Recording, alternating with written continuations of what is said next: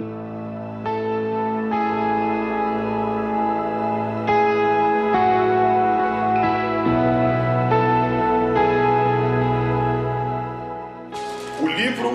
carta aos Efésios nos chama para ter uma mente coletiva. Mente coletiva me faz pensar sobre uma série de coisas. Primeiramente, que o meu pensamento acerca de alguma coisa do que nós cremos, o meu pensamento não serve mais quando eu tenho uma mente coletiva. Uma outra coisa que não cabe quando nós temos a mente coletiva é que o meu interesse ou o meu egoísmo não pode participar de uma mente coletiva. Uma outra coisa que a mente coletiva me faz entender também é que a minha necessidade é a sua necessidade e a sua necessidade é a minha necessidade, mesmo que involuntariamente eu não esteja participando dela. Porque, infelizmente, nós fomos conduzidos a acreditar que comunhão é relacionamento. E comunhão não é relacionamento, principalmente de afinidade. Eu tenho comunhão mesmo não tendo afinidade. Eu tenho comunhão mesmo não conhecendo. Eu tenho comunhão mesmo não tendo contato. Porque o seu problema é o meu problema. E o meu problema é o seu problema se todos nós estivermos em Cristo. Isso faz parte da mente coletiva. Quando nós não pensamos nisso, falar de necessidades na igreja é uma situação muito complicada. Falar de dinheiro na igreja é uma situação muito complicada. Porque eu estou limitado a pensar o que o outro pensa, ou o que o outro faz, quando na verdade eu deveria pensar como todos nós deveríamos pensar, de um fator de ter uma mente coletiva. Efésios nos traz um parâmetro de, primeiramente, tudo o que temos é corporativo. Não é meu e não é seu, é nosso.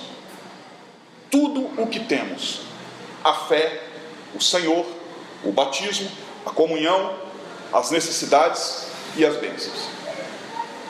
O fato de ter uma mente coletiva me faz pensar que, se você está sendo abençoado, todo o corpo está sendo abençoado. Se você tem uma dificuldade, todo o corpo tem uma dificuldade. Paulo gosta muito de usar essa analogia do corpo, porque, de fato, uma pessoa sem um membro do corpo tem uma deficiência. E um membro no corpo, que não faz parte do corpo, é um corpo estranho. Tudo que nasce no nosso corpo, que não deveria estar no corpo, é um corpo estranho. E há uma necessidade de ser expelido. Por outro lado também, tudo que falta no nosso corpo, que deveria estar no corpo, nos traz também uma deficiência, no sentido de termos que desenvolver outros membros para suprir a necessidade de um membro que falta no corpo. Por isso, o Senhor deu dons à igreja. Por isso você tem o seu dom, eu tenho o meu dom, cada um tem o seu dom, para que o corpo todo se ajuste e cresça na mesma estatura, que não um membro se desenvolva mais do que o outro. Essa é a finalidade. Paulo vai dividir a carta aos Efésios. Na primeira parte, vocês já estão na segunda parte. Eu não vou comentar a segunda, só vou posicionar para a gente poder dar continuidade. Primeiro na questão doutrinária, que vai do capítulo 1 ao capítulo 3 todo. É a seção dogmática que Paulo chama isso. Isso significa o quê? Paulo está percorrendo, primeiro ele vai ensinar, primeiro ele vai fundamentar todo o seu ensino, para depois ele entrar na seção prática. Interessante nós notarmos, irmãos, que não há uma transição do conhecimento para o prático. O prático valida o conhecimento. E o conhecimento certifica o que é prático. Sem conhecimento, não se pode praticar. E com conhecimento, não se pode deixar de praticar mais. Uma vez que você entendeu que essa é a argumentação do apóstolo Paulo. Se é que você recebeu o Evangelho. Agora, se você recebeu o Evangelho e teve o conhecimento no Cristo, a sua mente passa a ser uma mente coletiva. E você vai sofrer muito antes de entender isso. Porque enquanto vivemos egoisticamente, nós não desfrutamos das bênçãos inerentes que são para todo o corpo, querendo que as bênçãos sejam unicamente para mim. Mas quando eu entendo que se alguém está sendo abençoado, eu estou sendo abençoado, e se alguém tem dificuldade, eu tenho dificuldade, nós então entramos na parte prática, porque o meu próximo, estando nas minhas condições, ele não pode mais ter necessidade. Parece que a grande questão do próximo não é uma questão burocrática da igreja. Eu estive conversando com Pedro sobre isso há algum tempo. Não é a igreja que é responsável pelo próximo. O responsável pelo próximo somos nós, individualmente. E o grande fator da questão coletiva da igreja é que o membro da igreja entra aonde a igreja toda não pode entrar, mas de fato ela entra. Quando um membro, por exemplo, lá no seu trabalho, a igreja toda não pode ir, mas se tem alguém lá que é você no seu trabalho, a igreja toda está lá, representada por você, porque você faz parte do corpo. Por outro lado, quando eu penso que não há condições mais de viver somente na teoria do Evangelho, embora é importante tê-la, eu preciso estar na prática, eu preciso praticar aquilo que eu digo. Isso é uma recomendação do próprio Cristo. Se vocês ouvem a minha palavra e praticam, vós sois, de fato, meus discípulos. Paulo então vai reforçar tudo isso no contexto de que ele entra no mesmo caminho da prática com o conhecimento, porque entende que sem a junção dos dois é impossível que alguém faça isso. Por isso, Paulo vai falar exatamente de uma parte teórica e uma parte prática. Mas para a gente entender um pouco o que está acontecendo no pano de fundo, como eu vou fazer um panorama, nós vamos ver isso de modo panorâmico. Primeiro é preciso que nós entendamos o que está acontecendo com os Efésios. Primeiramente que a imoralidade está encharcada na mentalidade pagã naquele momento, não muito diferente dos nossos dias agora. Esse encharque sempre houve e ele sempre vai haver. Por isso há uma separação dos que são e dos que não são, exatamente por conta disso. A imoralidade sempre vai existir, o pecado vai existir até que Cristo faça a remissão de tudo isso no sentido de nos levar. Mas enquanto estivermos aqui, nós teremos que conviver com isso. A grande questão é que naquele momento que os Efésios estão vivendo ali, quando essa carta está sendo escrita, é que os divertimentos deles eram de maneiras brutais. Imagine isso. Eles se juntavam para ver o sacrifício e o sofrimento dos outros para o seu próprio divertimento. Uma outra coisa é que o baixo comportamento, toda a influência imoral era ensinada deliberadamente nos teatros. As pessoas iam para os centros culturais para aprenderem imoralidade. Nada diferente. Qualquer coincidência é isso aí. Nos anfiteatros, os escravos, os cativos, os criminosos lutavam entre si até a morte para divertir os outros. O casamento perdera sua santidade e era levianamente contratado, porque também era facilmente desfeito. O cara casava hoje e podia se divorciar amanhã. E por outro lado, neste conceito, surge um pensamento que nós até hoje defendemos, que errar é humano. É dessa toda a imoralidade que surge o pensamento de que errar é humano. De fato, errar é humano. É inerente do ser humano errar. Porém, se conformar com isso para justificar a cada erro que nós temos, isso é um pensamento que permeava na mentalidade dos Efésios. Então eles podiam fazer o que queriam fazer, porque errar é humano. Quem pode me condenar tendo em vista que o erro é humano? Mas vós, que tende ouvido o Evangelho de Cristo, não devem pensar assim mais. É assim que Paulo começa, passando da dogmática ou da doutrina para a prática. Uma vez que você conheceu, agora é hora de fazer. Totalmente ao contrário do que a imposição da cultura, a imposição da doutrina do mundo estabelece para que você faça. Imagine que Paulo começa a sua carta, no capítulo 4, dizendo o seguinte: como prisioneiro no Senhor, rogo-lhes que vivam de maneira digna da vocação que receberam, sejam completamente humildes e dóceis, e sejam pacientes, suportando uns aos outros. Façam todo o esforço para conservar a unidade do Espírito pelo vínculo da paz. Paulo começa, então, o trecho dizendo exatamente isso.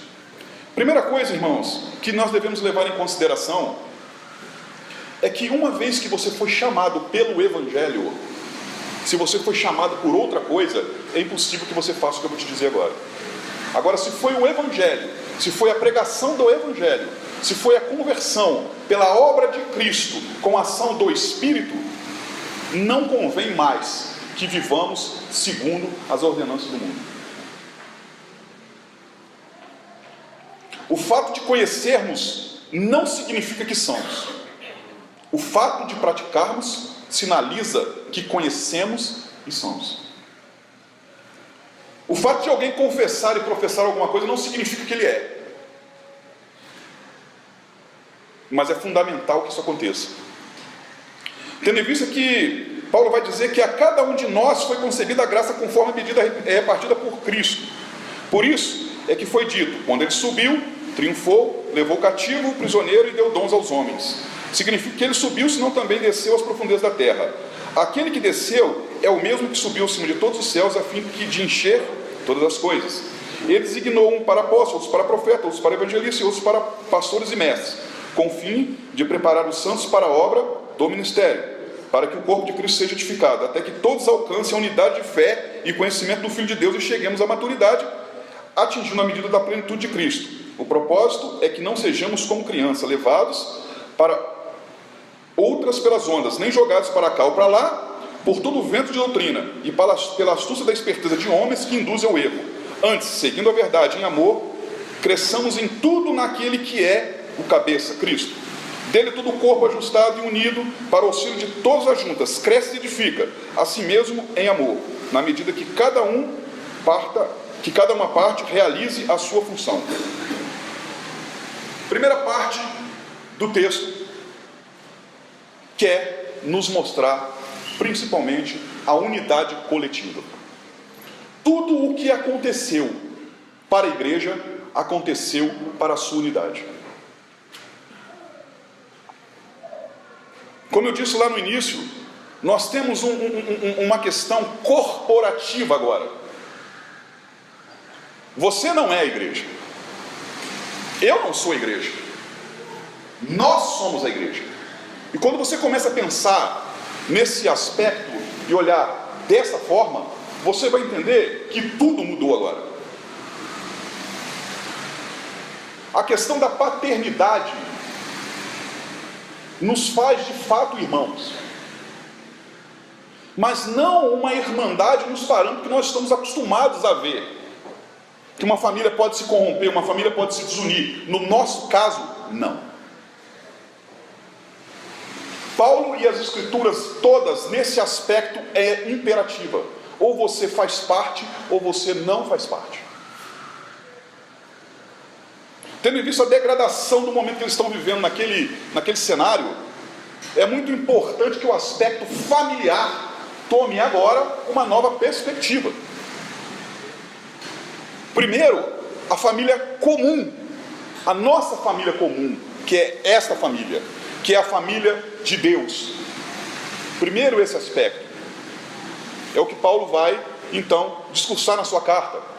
Nós somos agora um, porque temos um só Senhor, um só batismo e a mesma esperança.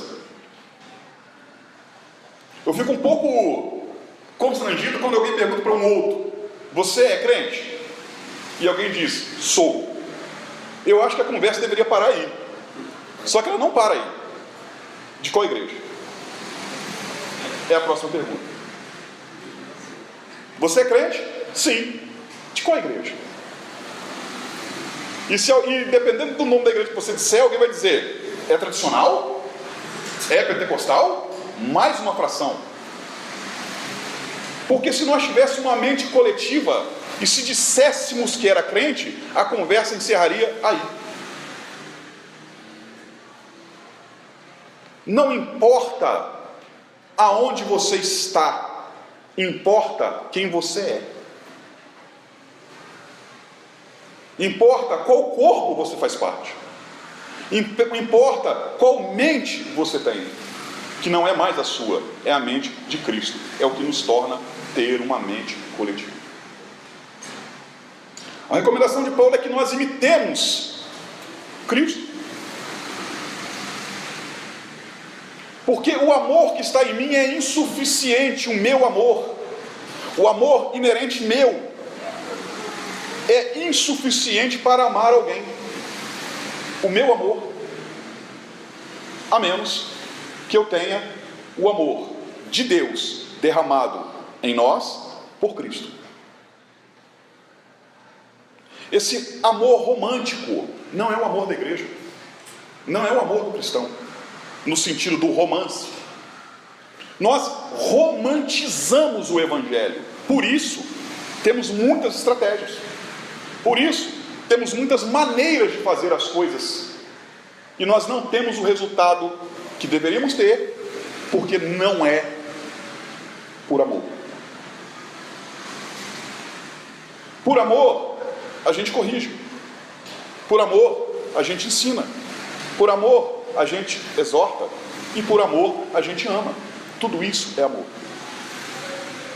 Quando Paulo está, então, colocando a questão da unidade nesse primeiro ponto, o que Paulo quer dizer é que nós não estamos juntos. Ao invés de estarmos juntos, nós somos um. E quando nós somos um, o fato de você estar em todo lugar, em qualquer lugar, nós estamos juntos, porque nós somos um. O fato de você estar significa que eu estou. E o fato de você não estar significa que eu não estou, porque nós somos um. Aonde você vai, você tem um encargo sobre você de carregar o nome daquele que te salvou. E o fato de você carregar o nome daquele que te salvou, carrega em você a igreja toda. Isso é impossível separar agora. É impossível estar num lugar sem que você esteja. É impossível você estar num lugar sem que eu esteja. Porque nós carregamos o mesmo nome. Por isso que, quando Paulo está preocupado nessa questão do corporativismo, da unidade, do unitário com relação ao corpo de sermos um, ele quer dizer que agora nós não temos no sentido de eu tenho, nós temos no sentido de nós temos, de nós somos, nós iremos juntos. Isso se dá, irmãos, no mesmo instante. Isso não é geográfico, isso é atemporal. O fato de você estar significa que eu estou. E quando nós damos conta disso, nós podemos celebrar, sem um mínimo de dúvida, a mesma paternidade que temos, porque somos filhos do mesmo Pai. E no nosso meio, é inconcebível que alguém tenha necessidade e nós não nos preocupamos com isso. Quando alguém tem uma dor e nós não nos preocupamos com isso, porque somos da mesma família. E o fato aqui, quando eu digo que não é geográfico, o fato de você estar na sua casa e eu na minha, e o fato de alguém estar em outro lugar, em outro país, nem isso consegue nos separar, por conta de uma unidade que nós temos. Infelizmente nós criamos uma concepção da igreja de que esta é uma igreja, aquela é uma igreja, aquela é uma igreja, a igreja está dividida em ramificações, quando na verdade o conceito de igreja também é local. A igreja local é uma igreja local, isso aqui é uma igreja local, mas a igreja universal, pela que Paulo está dizendo, embora ele está falando aos Efésios, a Igreja Universal tem a concepção de que é a união dos santos. Os que estão aqui, os que ainda virão, os que ainda se converterão, e até os que já se foram. Nós somos uma igreja só. Por isso a ressurreição. Nós somos um povo só. Nós somos um corpo só. E toda vez que um membro decide andar sozinho,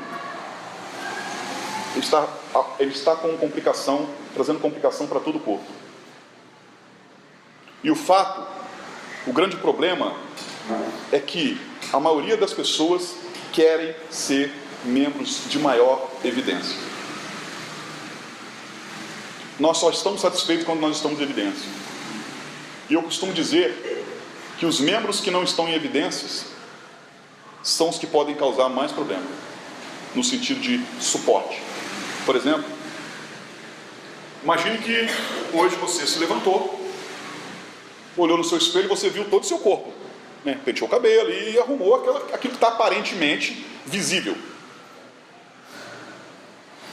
Mas eu duvido muito que alguém aqui tenha se preocupado, por exemplo, com o seu dedinho do pé. Sabe, eu conheço gente que já morreu com problema no dedinho. O dedinho matou o corpo inteiro.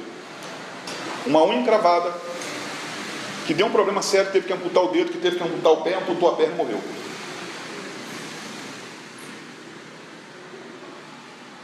Não importa, embora Paulo resume os dons ministeriais em 4 nesse caso, não importa a sua utilidade no corpo, importa é o seu serviço. Porque você pode ter qualquer dom, se ele não for útil, ele se torna de fato inútil para a comunidade que você está, se você não serve com o seu dom. Não importa o status, não importa a posição, não importa a nomenclatura, não importa o título, o que importa é o serviço. Se você não serve, você é inútil. Alguém está fazendo ou desenvolvendo alguma coisa no seu lugar. E no corpo vivo não há lugar para membro inútil. A utilidade não está no status, está no serviço. Toda vez que eu sirvo, e não por causa de mim, mas por conta de alguém que precisa da expressão do dom que eu tenho, porque o dom não favorece quem tem, favorece quem se serve dele. O dom é para serviço, não é para vanglória, é para glória, não minha, dele. Toda vez que alguém usa do dom, ou eu expresso ou exerço o dom que alguém precisa ser usado, aí é a utilidade. Por isso aparece muitas vezes na Bíblia alguém que fez alguma coisa e não aparece mais. Aparece alguém que manifestou algum dom, alguma coisa, e depois ele não aparece mais, porque foi ocasionalmente, no sentido de que havia uma necessidade. E se há necessidade, há a expressão do dom. Paulo está dizendo isso porque o dom, o ministério, é para a edificação do corpo. Não é para mim. O dom não é meu. Eu não sou isso porque tenho aquilo. Eu tenho aquilo porque você precisa disso, e não eu. O meu dom, geralmente, não serve para mim. Eu nunca vi alguém pregar para si. Eu nunca vi alguém profetizar para si. Aliás, já. Eu nunca vi alguém curar assim. Eu nunca vi isso. Alguém usar o seu dom para ele mesmo. E por mais estranho que pareça, geralmente alguém tem deficiência no dom que ele tem. Por que isso? Porque é corporativo. Porque o que eu tenho não é para mim. E se não tiver quem tome, não tem utilidade. Se não tiver quem use o que eu tenho, se não tiver quem precise do que eu tenho, ele é inútil. Outra coisa que Paulo vai falar, já indo para o capítulo 5, porque como eu disse, o tempo está me sacrificando aqui, mas eu preciso correr. Uma outra coisa que Paulo vai falar no capítulo 5, do versículo 1 ao 20: portanto, sejam imitadores de Deus como filhos amados, e vivem um amor como também Cristo nos amou. Eu poderia resumir o capítulo 5 somente nesse versículo. Lá no mandamento, diz que eu tenho que amar alguém como a mim mesmo. O parâmetro do amor lá é o meu amor. Aqui, o parâmetro na mente coletiva é o amor de Cristo. Aqui o amor não é mais por afinidade. Não é mais por compaixão legal, aquela que eu sinto de quem eu quero. Aquele amor que eu amo quem eu quero amar. Agora, aqui é um amor imerecido até. Como Cristo me amou imerecidamente. Não é mais o meu amor. Não é querer amar a quem eu quero amar. É amar quem precisa ser amado. Todos. A expressão de amor agora não é aquela expressão favoritiva que muitas vezes me leva a amar alguém para que eu obtenha um benefício. Este amor é completamente diferente. Este amor é para que eu perca alguma coisa. O amor de Cristo tem mais perda do que ganho, primariamente, até a sua exaltação. Não existe exaltação sem humilhação. Este é o caminho da exaltação: ser humilhado. Ninguém, nem Cristo, foi exaltado antes de ser humilhado. E primariamente, servir é humilhação. O maior é quem serve, não é quem é servido.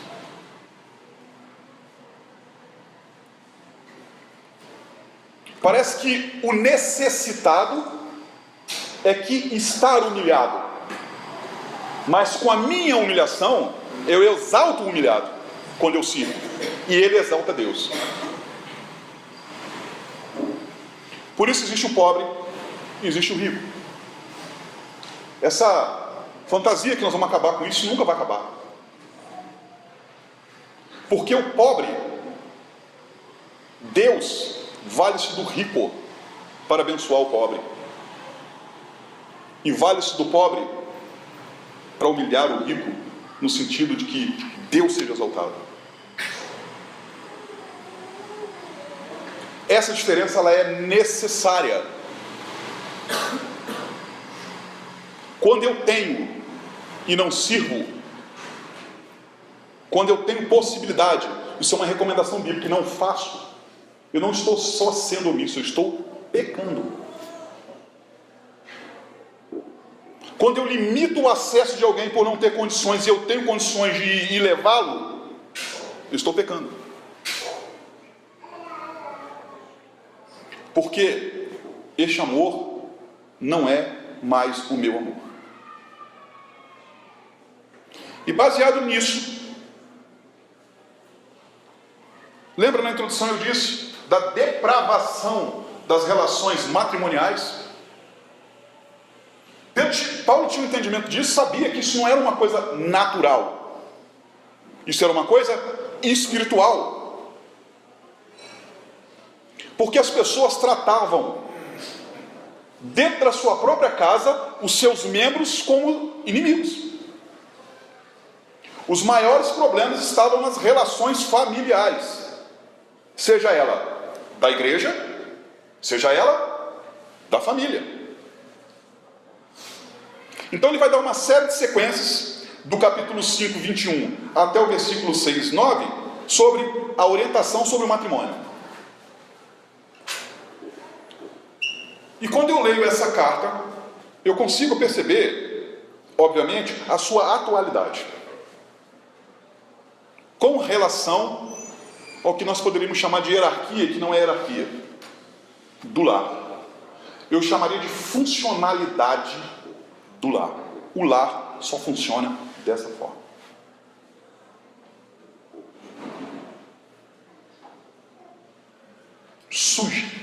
Ele começa o seu texto dizendo assim, sujeitem-se. Não é a mulher ao homem só, nem o homem à mulher só. É sujeitem-se, porque tem uma série de sequências aqui. Sujeitem-se uns aos outros, por temor de Cristo. Nessa família ele relaciona marido, mulher, marido, filhos e escravos. Mulheres estejam sujeitas a seus maridos, os filhos sujeitos a seus pais e os escravos a seus senhores. Porque isso, escravos faziam parte da família. O contexto de Paulo aqui é que não é pelo fato de alguém ser escravo que ele não deveria ouvir o Evangelho. Era da responsabilidade daquela família também anunciar o Evangelho escravo. Tanto que a carta que ele recomenda que um escravo volte para sua casa e o Senhor receba ele agora como irmão. Não aboliu a escravatura dele, mas ele é um irmão agora. Ele é um membro da família. A grande questão aqui é que nós podemos ver, no cenário atual, uma desorganização familiar por conta dessa formatação de família que o apóstolo vai falar para nós. Mulheres sujeitem-se aos seus maridos, como no Senhor, pois o marido é o cabeça da mulher, como também Cristo é o cabeça da igreja, que é o seu corpo, do qual ele é o Salvador. Assim, como a igreja está sujeita a Cristo, também as mulheres estejam sujeitas aos seus maridos. Nós temos um reflexo aqui, um apanhado muito importante que nós podemos fazer aqui, uma leitura muito importante que nós podemos fazer aqui. Olhe para o estado das igrejas e olhe para o estado das famílias. Elas são bem semelhantes.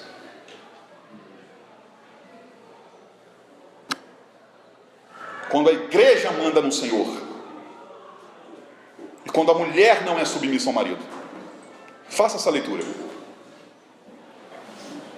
Quando a igreja é quem determina, quando a igreja é quem dita as ordens, quando a igreja é quem faz tudo o que o Senhor deveria fazer, o entendimento dela.